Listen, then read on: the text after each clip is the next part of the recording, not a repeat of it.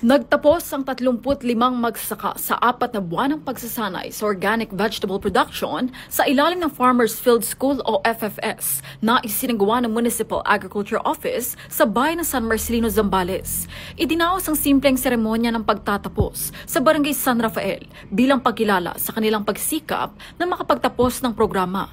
Layunin ng FFS na palawakin ang kaalaman ng mga magsasaka sa tamang pagtatanim, pangalaga at pag-aani ng gulay gamit ang organikong pamamaraan. Ayon sa mga opisyal, malaking tulong ang kaalaman mula sa programa upang makapagbigay ng dagdag na kabuhayan sa mga magsaka at makatulong sa lokal na produksyon ng gulay sa bayan.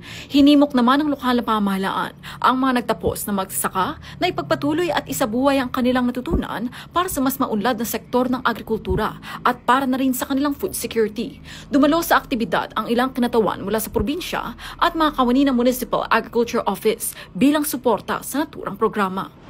At ang balitang lokal ay tid sa inyo, DTX 500. Ang panlaban sa iba't ibang uri ng sakit, uminom ng DTX 500 Super Antioxidant Capsule.